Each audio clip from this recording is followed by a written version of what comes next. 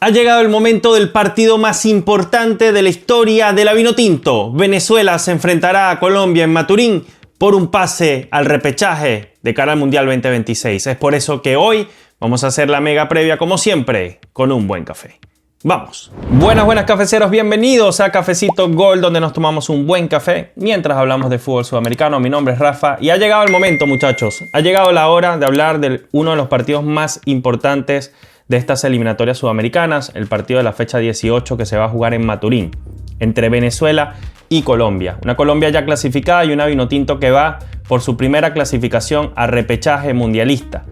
Una Vinotinto que puede empezar a cambiar su historia futbolística a partir de este encuentro. Así que por eso esta mega previa es tan importante. Tengo muchas estadísticas, muchos datos, mucha información como siempre que aportarles. Vamos a hablar de figuras, vamos a hablar de bajas, de un montón de cosas, de historial, muchas cosas, y además al final vamos a hacer la predicción. Pero vamos a comenzar por el recinto, ¿no? ¿Dónde se va a jugar este partido? Un partido que se va a jugar en el Monumental de Maturín, en Venezuela. 51.796 espectadores tiene este estadio, a veces un poquito más, a veces un poquito menos. Este partido se va a jugar el martes 9 de septiembre y la hora va a ser 19:30 hora de Venezuela, 18:30 hora de Colombia. Fecha 18 eliminatorias, Venezuela-Colombia. Ahora, las figuras. Vamos a empezar con la Vinotinto, que es local, que tiene como figuras a Salomón Rondón, el goleador de esta selección en las eliminatorias y el goleador histórico hoy en el Real Oviedo de España. Rafa Romo, para mí uno de los arqueros que ha permitido, que la selección venezolana hoy pueda estar compitiendo todavía por el repechaje. Ha sido estelar no solamente en eliminatorias sino también en Copa América, uno de los jugadores más importantes sin duda de la Vinotinto, y además arquero de la Universidad Católica de Ecuador con muy buen rendimiento desde hace ya bastante tiempo. Y Telasco Segovia, el jugador del Inter Miami, que vuelve a a estar dentro del grupo de seleccionables, porque recuerden que en el partido anterior contra la selección argentina estuvo suspendido. Vuelve el jugador del Inter Miami, el compañero de Leo Messi, que esta temporada tiene 11 goles y 3 asistencias, sin ser delantero, sin ser extremo. Telasco Segovia ahí cumpliendo funciones de media punta muchas veces en el Inter. Luego, las figuras de Colombia, muchachos, y aquí tenemos a Lucho Díaz, el jugador del Bayern Múnich, una de las principales estrellas del fútbol mundial, un extremo muy picante que además se ha convertido en una especie de segundo 9 e incluso ya sabe jugar como 9, como un falso 9, incluso jugando solo en varias ocasiones. El jugador del Bayern Múnich que ya está teniendo muy buena participación con su club en Alemania. Luego está James Rodríguez, principal asistidor de estas eliminatorias, el jugador del León, que además viene de marcar un golazo para abrir el marcador contra la selección boliviana, y de esta manera Colombia clasificarse al Mundial a partir del resultado que él empezó a dar James, ¿no? Con ese golazo de primera. Tuvo un partidazo nuevamente James Rodríguez, que se quedó tendido al final del encuentro en la mitad del terreno en Barranquilla, reflexionando, ¿no? Porque probablemente estemos ante los últimos minutos de James con su selección. Hay que ver si llega al Mundial. Y Daniel Muñoz, el jugador de Crystal Palace, que vuelve a estar con Colombia después de estar suspendido. Jugador de Crystal Palace de Inglaterra, lateral derecho, uno de los mejores de Sudamérica sin lugar a dudas, con mucha vocación ofensiva. Las bajas y las dudas de la Vinotinto son las siguientes. Quiero empezar con Tomás Rincón, jugador del Santos de Brasil, que pongo un emoji allí como de duda porque salió golpeado en el último partido contra Argentina, salió por prevención. Sin embargo, yo creería que Tomás Rincón va a ser de la partida, le da el tiempo para recuperarse, tuvo una pequeña molestia en una de sus piernas, pero bueno, una cuestión más que nada muscular, así que seguramente Tomás Rincón va a ser de la partida o va a estar disponible el jugador del Santos de Brasil, pero lo pongo como duda porque uno nunca sabe. Luego, lesionados, Yangel Herrera, Yonder Cádiz y David Martínez. Yangel, jugador del Girona de España, no ha tenido buena participación en la eliminatoria con la Vinotinto, pero siempre es fundamental. Además juega bien contra Colombia por lo general, está lesionado, 6 a 7 semanas le deben quedar de recuperación. Yonder Cádiz, el delantero del Pachuca de México, también fuera por lesión. Y David Martínez, que sufrió un golpe en su último partido en la MLS, un choque bastante feo, y por haber recibido un golpe en la cabeza, su club, y por eso pongo ese icono del LAFC, su club de Estados Unidos, activó un protocolo que dice que si tú tienes un golpe en la cabeza en un partido de MLS, el club puede optar por no soltar al jugador y no dárselo a la selección. cosas de la MLS, muchachos. Y David Martínez de momento es duda porque no se sabe si va a llegar. Yo creería que no va a ser ni titular en el caso de que llegue y probablemente probablemente incluso no se pueda integrar al grupo. El protocolo dura unos 5 o 6 días o 7 días máximo, creo. Bajas y dudas, muchachos. En la selección Colombia vamos a revisar. Ya se sabe lo de John Jader Durán, que uno no está muy claro si fue una lesión realmente o si además de eso hubo una pequeña molestia, pero también un problema con el cuerpo técnico y los jugadores. Es un jugador que está teniendo problemas de mentalidad, de disciplina, y ha quedado fuera el jugador del Fenerbahce de Turquía. Nelson de Osa, que viene recuperándose de una lesión, tampoco forma parte de la lista, el jugador del Real Betis de España, que tuvo un excelente Mundial de Clubes. Y pongo en duda, aunque creo que no va a pasar nada, tal como pasa con Tomás Rincón, a James Rodríguez, una de las figuras de esta selección, porque salió también con un golpe, le dieron un golpe fuerte en el partido contra Bolivia. Entonces hay que ver si se lo reserva Lorenzo por precaución, si el jugador se siente bien. Parece que está todo ok, pero lo pongo en duda porque la prensa colombiana ha hablado del tema. Han dicho sí, James evidentemente salió golpeado, pero parece que no es nada grave, así que yo creo que va a estar en Maturín. Venezuela contra Colombia, muchachos. He armado una especie de alineación que desde ya les quiero decir que este 11 que puse, digamos el esquema táctico de Venezuela no es rígido. Lo puse en un 4-4-2, ya lo voy a explicar por qué, pero eso no es un esquema rígido, muchachos. Los jugadores en la cancha se suelen mover, tienen movilidad. El fútbol no es como antes, en donde el numerito se aplicaba y de allí no salían de sus casillas los jugadores. Vean cómo juega al fútbol el equipo de Luis Enrique o el equipo de Scaloni, o sea, los jugadores tienen mucha movilidad. Entonces, dicho eso, yo iría con Rafa Romo en el arco, sin duda alguna, el portero venezolano. Por derecha, John Aramburu, el jugador de la Real Sociedad.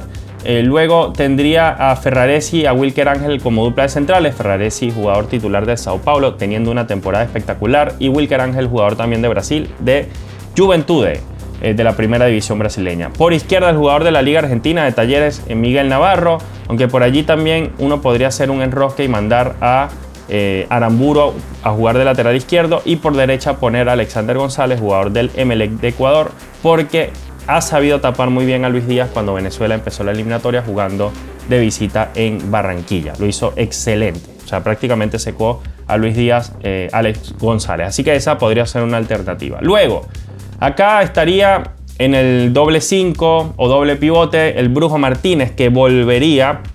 Vamos a pensar que va a ser así lo ha dicho el jugador, ya está entrenando. Él se fracturó la mano, lo operaron y está cicatrizando la mano, pero tiene una férula. Así que lo más probable es que pueda jugar el Brujo, importantísimo. No estuvo contra Argentina, además de esa lesión por suspensión. Jugador del Corinthians de Brasil, titular. Y Cristian Cáceres Jr., titular en Francia con el Toulouse, teniendo temporadas muy sólidas en Europa, pero no así con la Vinotinto. Es probablemente el jugador más flojito de la selección venezolana desde hace bastante rato. Ha tenido muchísimos problemas, muy señalado, pero Tomás Rincón está tocado.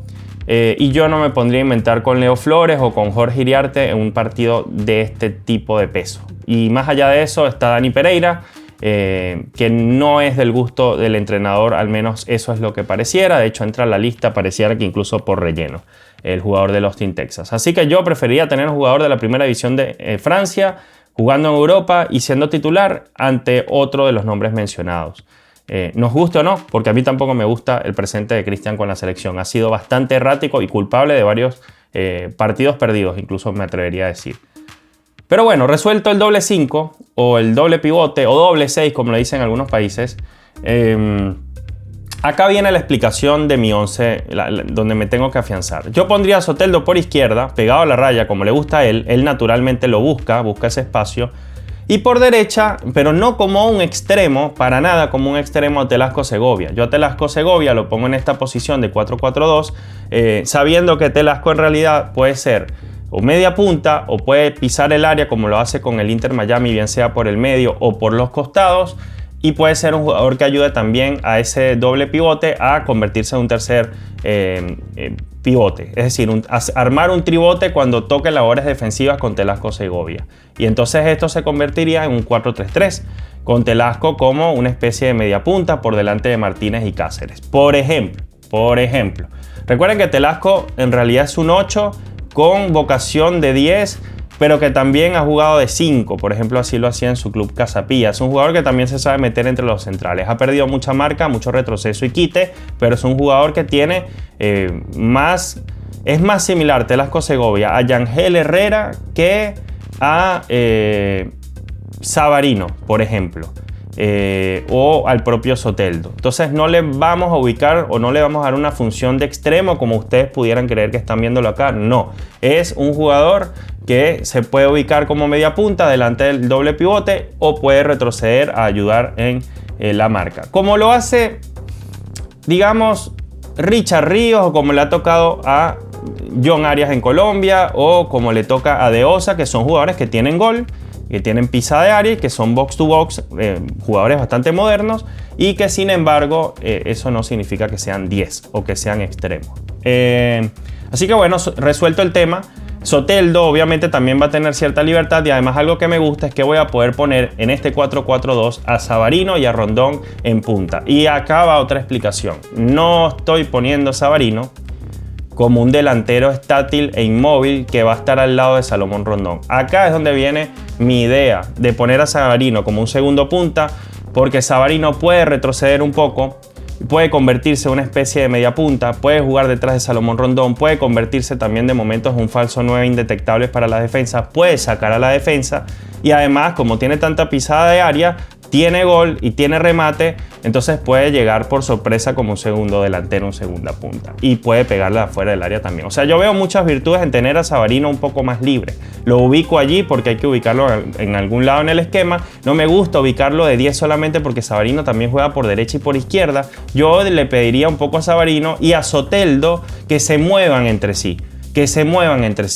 Que vaya Soteldo y se meta de 10, que vaya Savarino y se meta por la izquierda. Que vaya Savarino y se meta de 10, que vaya Soteldo y avance hacia la izquierda. Que vaya Soteldo del otro costado con Segovia, que Segovia se meta de 10 y Savarino se meta por la izquierda. Que rote, que vayan jugando, que vayan teniendo una dinámica que en la selección no hemos visto, muchachos. Y ya la desesperada uno lo que tiene que hacer con el equipo es meter a los mejores en cancha. Y estos son los mejores en cancha disponibles de Venezuela. Porque he leído que hay que poner a Joseph Martínez, con quien un jugador que me gusta mucho y no tendría ningún problema que esté. Pero si pones a Joseph, vas a tener que sacrificar a un jugador y no vas a poder sentar a Cristian Cáceres porque vas a dejar al Brujo Martínez solo para mantener a estos jugadores tendrías que sacar uno. Entraría Joseph y tendría que salir un jugador. No va a ser Cristian Cáceres porque va a quedar el Brujo Martínez solo contra el tribote que siempre te pone Colombia. O contra James Rodríguez o Juanfer Quintero más Richard Ríos y no sé, Lerma. O sea, nos van a comer en el mediocampo. Entonces el Brujo necesita apoyos y Cristian Cáceres brinda ese apoyo. El Brujo y Cáceres van a necesitar ayuda en retroceso y Telasco puede ayudar también en esa vocación. Telasco también puede ayudar al ataque y yo no buscaría en el Brujo Martínez la titularidad porque significaría que tenemos que sacrificar a un hombre y yo no voy a sacrificar tampoco a Telasco Segovia, perdón. Además hemos visto a Savarino siempre por derecha, Soteldo por izquierda y eso nunca ha funcionado, muchachos, nunca funcionó. Y el 4-2-3-1 en Venezuela le ha ido pésimo, es el único esquema con el que Venezuela no ha ganado, para que sepan, en la eliminatoria. Entonces Venezuela con el esquema 4-4-2 es donde más puntos ha sacado. Y si ese esquema 4-4-2 va acompañado de los mejores nombres disponibles y además los hacemos juntarse entre ellos, fíjense, Soteldo cerca de Savarino, misma banda. Segovia cerca de John Aramburu, que han dicho, John Aramburu dijo en una entrevista con Javi da Silva, creo, si mal no recuerdo, que su jugador favorito para juntarse en la selección es Telasco Segovia. Entonces, ¿por qué no juntamos a Telasco y Aramburu? Los ponemos más cerca. Como en esa jugada que Aramburu interiorizó y le metió un pase gol a Telasco contra Uruguay, que si Telasco no fallaba, estuviéramos ya definidos con el repechaje. Hay que juntarlos, muchachos. Hay que juntarlos y a mí este 4-4-2 me hace sentido. Y cerraría con, obviamente, el capitán Salomón Rondón, que además no estaría aislado y totalmente solo y tendría a alguien muy virtuoso, con muy buen pase también, buenos pases filtrados cerca como Jefferson Savarino. Bueno, dicho eso, voy a explicar ahora el 11 de Colombia. Bueno, la selección Colombia nos va a tener con dudas sobre su 11 definitivo hasta el día del partido seguramente. Quizás un día antes ya vamos a tener un poco más claro cómo puede salir. Pero acá no sabemos si Colombia va a salir con los 11 titulares. ¿Por qué? Bueno, vienen de jugar un partido. Colombia sabe que necesita encontrar respuestas de cara al Mundial, ir probando otras cosas. Colombia además requiere Néstor Lorenzo, el técnico, saber a qué jugadores de los convocados en esta ocasión va a poder utilizar también en el Mundial. Y si bien va a haber luego partidos amistosos, esto es un buen momento para en competencia oficial probar quiénes están dispuestos a utilizar esta camiseta de la Selección Colombia de la mejor manera posible. Así que yo sí creo que puede haber una rotación con una Colombia que debe estar todavía celebrando. De hecho, creo que anoche estaban celebrando. Pude escuchar en el programa Balón Dividido de ESPN que hubo una cena entre los familiares y los jugadores, o los jugadores y sus familiares, y el cuerpo técnico decidió no formar parte de esa celebración. No se sabe cómo fue esa celebración. Y bueno, seguramente disfrutaron, gozaron un mundo, se habrán tomado alguito. Yo no lo dudo. Y está distendida esta selección Colombia. Esto no quiere decir que esta selección no vaya a ir a matar a Maturín. Van a ir a jugar y a ganar. De hecho, lo dijo así Johan Mojica. Pero evidentemente es una selección que está en una fase de celebración meritoria por haber alcanzado un nuevo mundial. Entonces, dicho eso y con un viaje de por medio, y también teniendo algunos jugadores que estuvieron suspendidos que pueden jugar en esta ocasión, yo creo que Lorenzo puede utilizar un equipo mixto alternativo, que también lo dijeron en Balón Dividido, que es lo que se está pensando, que Lorenzo está barajando la opción de usar un equipo mixto, y este equipo mixto que pare acá es bastante competitivo. Este equipo mixto es capaz de ganarle a Venezuela, pero sin ningún problema, y es capaz de ganarle a la gran mayoría de las selecciones de Sudamérica, incluso de visita. Entonces, que Colombia ponga un equipo mixto, titular, 100% alternativo, lo que sea, Colombia va a ir a competir y tiene con qué. Kevin Mier en la portería es un jugador que regularmente es titular, últimamente ha sido titular, lo fue en la doble fecha pasada, no jugó contra Bolivia, puede jugar este partido. Por derecha, Daniel Muñoz estuvo suspendido, vuelve y yo creo que pueden darle descanso a Santi Arias, que viene de jugar un partidazo por de la derecha con la selección, contra la selección boliviana. Entonces, Kevin Mier, jugador del Cruz Azul de México en la arquería. Por derecha, jugador de Crystal Palace de Inglaterra, Daniel Muñoz. En la defensa podríamos ver la alternativa de Gerson Mosquera, jugador que ha pasado mucho tiempo lesionado, pero que es muy valioso el defensor. Reemplazaría a Davison Sánchez, este jugador del Wolverhampton de Inglaterra. Miren dónde juega este muchacho. Y por qué no darle unos minutos y probarlo en alta competencia.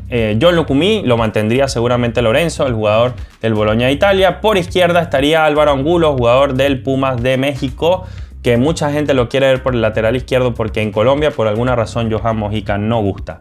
Ni a la prensa ni a la hinchada, siempre le están buscando suplencia. Pasa un poco lo que ocurre con Miguel Navarro en Venezuela. No es del gusto popular. Entonces sería una linda oportunidad para tener alternativas por la izquierda y Álvaro Angulo podría ser. Luego vuelve Kevin Castaño, esta especie de volante 5, que también tiene bastante proyección hacia el ataque, pero bueno, podría ser el doble 5 Kevin Castaño, el jugador de River Plate, que vuelve de suspensión con Juan Camilo Portilla, el jugador de Talleres de Córdoba. Creo que sería una buena oportunidad para volverlo a ver. Juan Camilo Portilla, que cada vez que viste la camiseta de la Selección Colombia lo hace muy bien, muy bien. Nunca ha defraudado a la Selección Colombia. Así que ese doble 5 ahí está lindo. Probablemente acá vengan dos titulares muy claros. Por izquierda Luis Díaz, que tiene 7 goles, Messi tiene 8 y se le marcó una sonrisa tremenda cuando en conferencia de prensa le preguntaron: ¿quieres ser el goleador de la eliminatoria? ¿Lo vas a buscar? Y él dijo: no, yo voy a jugar en pro del equipo, bla bla bla, pero muchachos, si lo pueden poner para que sea goleador de la eliminatoria y marque 2 goles y desplace a Messi, que no viaja a Guayaquil al parecer, siendo Lorenzo yo lo pondría. Jugador del Bayern Múnich, Luis Díaz. Por derecha John Arias, el jugador recién llegado al Wolverhampton de Inglaterra, que le ha costado mucho brillar por esa banda, pero es que me cuesta encontrarle otro lugar. Y por allí Juanfer Quintero como una especie de 10, para que no juegue James, para que descanse y para que no se resienta o tenga una lesión mucho peor que lo margine definitivamente la selección para el Mundial. Podría estar Lerma en lugar de Quintero y eso significaría que, a ver, sí, si está Lerma en lugar de Quintero, esta selección Colombia podría tener un 4, a ver, un 4-3-3. Pero no lo veo. No lo veo. O un 4-2-2, a ver, 4-3-2-1. No, pero es que estoy tratando de pensar cómo ubicar a Arias por la izquierda o libre. Y la verdad es que cuesta bastante. Por allí tirar un extremo por derecha y sacar a Quintero y poner a John Arias jugando libre, que mucha gente en Colombia lo quiere ver así. Pero bueno, de momento no se me ocurre otra cosa sino armar este 11, que cerraría con el jugador de el Sporting de Portugal, Luis Suárez.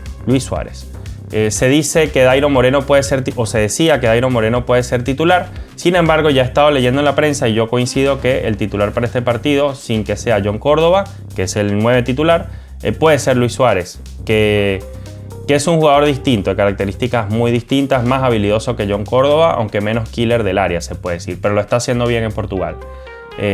Así que para mí está por encima de Dairo y creo que puede jugar este partido, además mucho más joven. Y bueno, se me olvidó decirles, bueno, obviamente Juanfer Quintero, que volvió a River Plate, me olvidé de decir el club. Ese es mi 11 de Colombia contra Venezuela, un 4-2-3-1, una especie de 4-2-3-1. Bueno, interesante, ¿no? Historial del siglo, eliminatorias entre Venezuela y Colombia jugando en Venezuela. Los últimos partidos desde el 2000 hasta la fecha. Por eso le llamé historial del siglo. Vamos a empezar por el 2000. Colombia-Venezuela. En Colombia ganó 3-0 Colombia. Luego Venezuela contra Colombia empate a 2 en Venezuela. Esa fue la eliminatoria Corea-Japón 2002. Luego la eliminatoria Alemania 2006. Colombia perdió en casa contra Venezuela 1-0 o 0-1. Luego Venezuela empató con Colombia 0-0 en casa. Un resultado doloroso para esa selección de Richard Páez. Y de esta manera cerraron las eliminatorias Alemania 2006. Sudáfrica 2010. Colombia ganó 1-0 en casa contra Venezuela. Luego, el partido en Venezuela lo ganó Venezuela 2-0 de manera contundente con equipo de César Farías, estelar Juan Arango.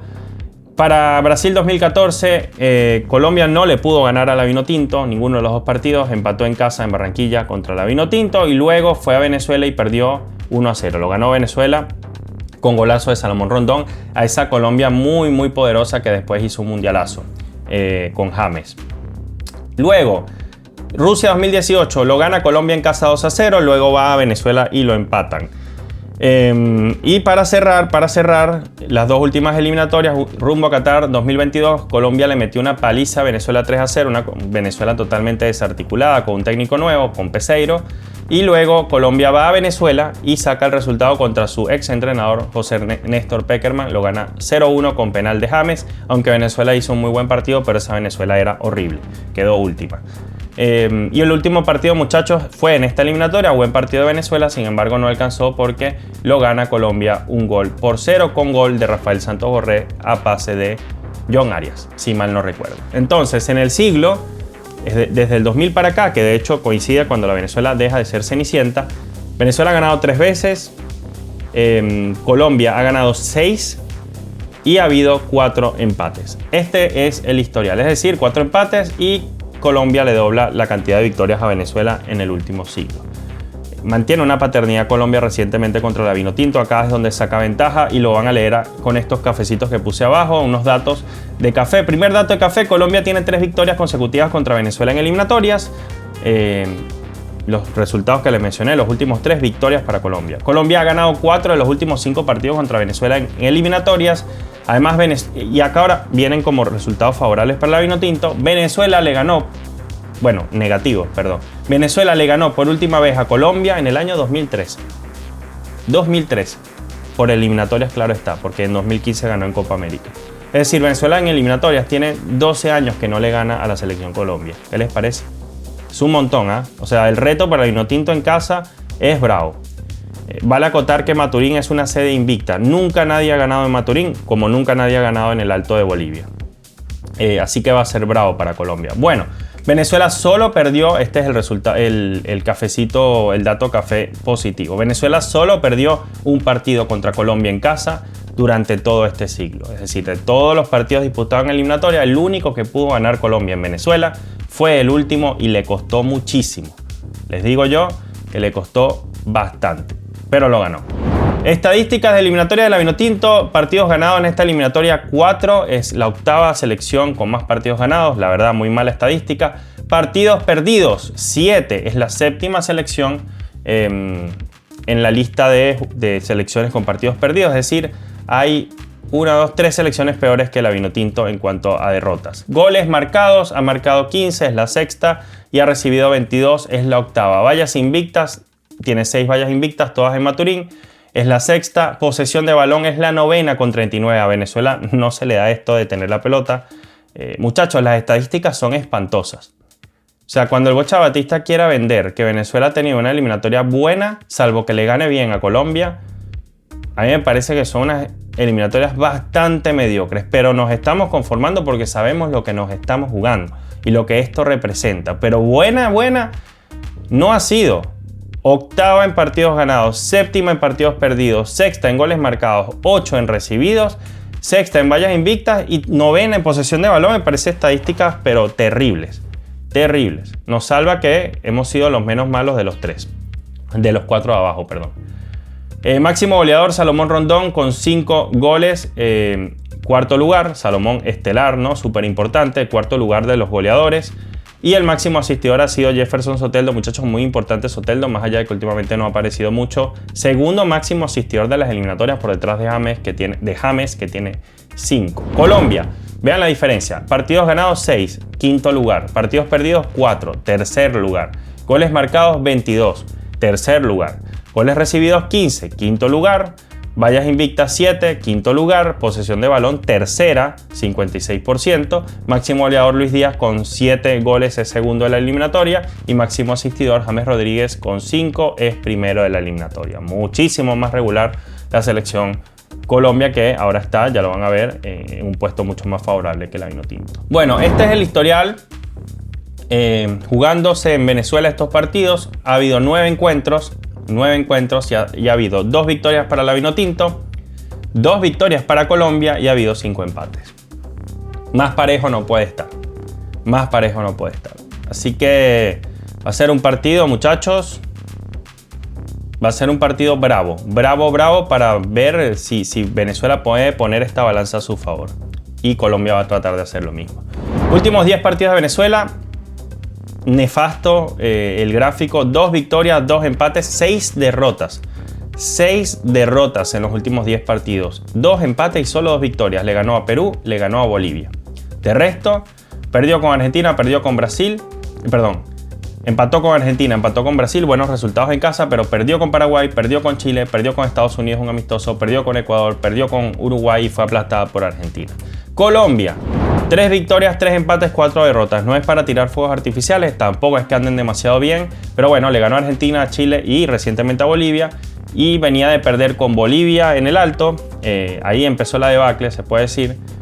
Perdió con Uruguay en Uruguay, perdió con Ecuador en casa, con uno más. Perdió con Brasil en Brasil y hubo empates contra Paraguay en casa, empató contra Perú en casa, horrible resultado, y contra Argentina sí sacó un muy buen resultado en Buenos Aires. 3 victorias, 3 empates, 4 derrotas. Tabla de posiciones, Colombia es quinta, ya está clasificada al Mundial, va a tratar de quedar en el segundo puesto, le dan los números para hacerlo si le gana a Venezuela. Venezuela está en el séptimo lugar si la Vinotinto gana este partido.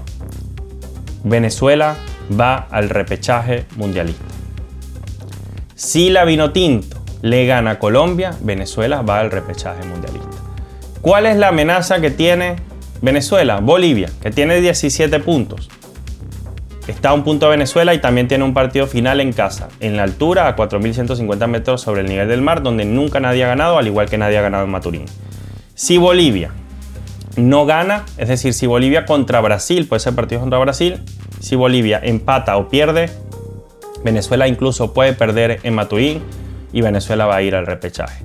Si Bolivia gana, Bolivia obliga a Venezuela a ganar en Maturín. Este es el panorama con respecto al repechaje. Nada más que decir, creo que Venezuela tiene que salir a jugar su partido independientemente de lo que pase en la otra cancha. Son partidos en simultáneo, pero Venezuela tiene que tener su cabeza en Maturín e ir a buscar la victoria. No hay otra, no hay mañana. El empate es irrelevante. Hay gente que dice, no, si Bolivia empata, Venezuela empata y clasifica a Venezuela. No, amigos, no importa el empate. A Venezuela el empate no le sirve de ninguna manera. El empate es irrelevante. Si Venezuela empata y Bolivia pierde, Venezuela suma un punto más, pero no le sirve, o sea, no era necesario. Si Venezuela empata y Bolivia gana, adiós Venezuela. Si Venezuela empata y Bolivia empata, pasa a Venezuela también. O sea, no importa el empate. Así que especular con eso no tiene sentido. Venezuela tiene que salir a ganar su encuentro. Mi predicción. A ver, yo me imagino un partido bravo, muy bravo. Sí me imagino la posibilidad de que Néstor Lorenzo salga con un equipo mixto, no 100% titular, pero también está la posibilidad de que salga con todo sabiendo que está muy cuestionado en Colombia. Así que esta selección yo creo que no va a regalar absolutamente nada. Lo que pasa es que es totalmente distinto ir a jugar a un estadio lleno, con una super fiesta, viniendo además de clasificarte tú un mundial, de haber celebrado, de estar cansado por el partido anterior, ya de estar distendido. Es como, cuando, ¿saben? Esos últimos días de clase que tú no querías ir porque sabías que ya te habías graduado, que ya habías salido bien en todas las materias, que ya no hacía falta, ya habías pasado de año, ponele. Entonces no hacía falta ir a esos últimos 2 o 3 días de clase para hacer actividades extracurriculares o ver clases por ver clases o ver un documental que te puso el profesor. Entonces tú preferías enfermarte. Así podría ocurrir con este partido, pero yo no puedo dar eso por sentado. Porque estos muchachos son igual muy profesionales. Son muchachos que, me refiero a Colombia, van a querer quedar en la posición más alta y van a querer que los suplentes ganarse un puesto en la convocatoria del Mundial. Entonces está este dilema, ¿no?, de cómo se puede jugar este partido. A Venezuela estos encuentros históricamente le cuestan.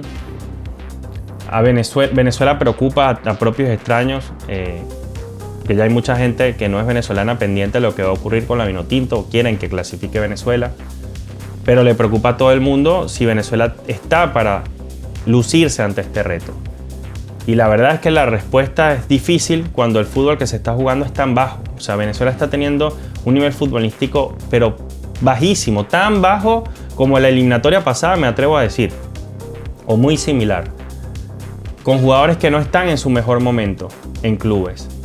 Entonces, si sumamos a eso que el director técnico no encuentra respuesta y que los jugadores están cometiendo unos errores pero infantiles a estas alturas, llenos de miedo, paralizados, uno dice, yo creo que Venezuela este partido lo pierde. Sin embargo, sabiendo el fortín que ha sido Maturín, donde Venezuela no ha perdido ningún partido y ha sumado 16 puntos, yo quiero creer que Venezuela este día puede salir a darlo todo y a lograr un resultado histórico. Muchachos, mi predicción es la siguiente. Para mí este partido, y toco madera, anulo mufa, este partido lo gana la Vinotinto 1-0. Esa es mi predicción. Bueno, cafeceros, este ha sido el análisis, la mega previa con todas las estadísticas y todos los datos de este partido entre Venezuela y Colombia. Me gustaría saber cuál es tu predicción. Por favor, escríbela en los comentarios para que se genere allí, como siempre, un buen y sano debate.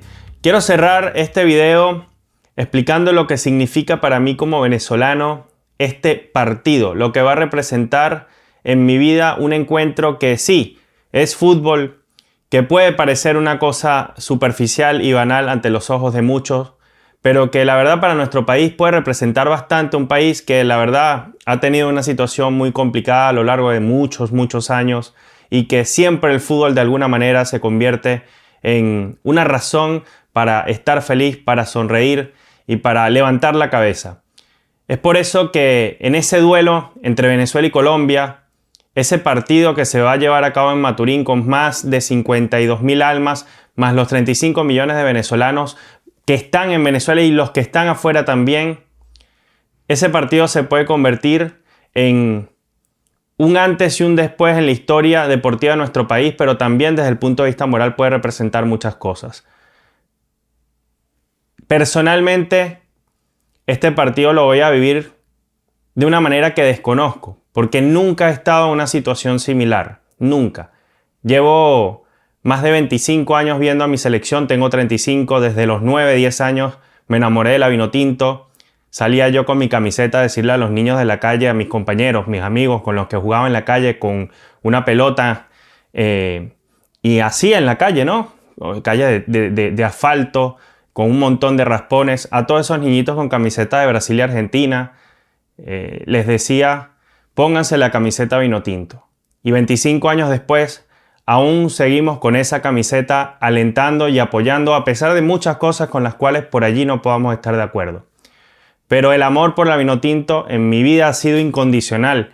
Me he comido millones de partidos amistosos, muchos, Venezuela-Haití, Venezuela-Guatemala, Venezuela-Perú, Venezuela-Colombia, Venezuela contra equipos europeos en partidos amistosos, dolorosas derrotas en eliminatorias, frustraciones varias. Momentos en los que estuvimos muy cerca de lograrlo, pero que nunca se nos dio. Y a pesar de todo, a pesar de las críticas, a pesar de muchos errores, hemos llegado a esta fecha con posibilidad real de meternos en una Copa del Mundo. Así que no sé cómo me lo voy a tomar porque nunca lo he vivido. Y espero que termine de la forma más feliz posible.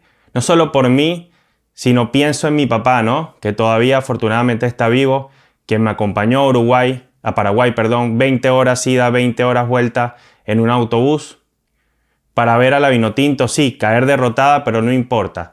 Teníamos que estar allí, teníamos que vivirlo y teníamos que presenciar o ser parte de esta historia, ¿no? De estos jugadores que están en la cancha y que esperemos que lo puedan dar todo en ese encuentro contra Colombia. Pienso en eso, pienso en mi viejo, que quiero que vaya a una Copa del Mundo porque lo anhela él mucho antes que yo. Una persona que tiene más de 70 años y que cuando Venezuela caía derrotada 7-0, 9-0 en las eliminatorias, él decía, no importa, yo no soy de otra selección, yo soy de la Vinotinto. Y ese amor mi viejo a mí me lo transmitió. A ti, papá, quiero dedicarle todo lo que hago en este canal, quiero dedicártelo y quiero dedicarle también a todos los venezolanos que están dentro y fuera del país. Más que dedicarles, decirles que disfruten este partido, lo vamos a sufrir, pero más allá de eso, recuerden que son apenas 90 minutos y no sabemos cuándo vamos a volver a vivir una situación similar. Así que vivan este partido al máximo, pásenlo con sus seres queridos, contagien a los demás y hagan fuerza para que todo salga de la mejor manera y la Vinotinto se pueda llevar el resultado necesario para clasificar primero al repechaje y posteriormente a la Copa del Mundo. Gracias por acompañarme en esta me emocioné, ¿no? Gracias por acompañarme en esta mega previa y nos vemos pronto con un cafecito. Chao.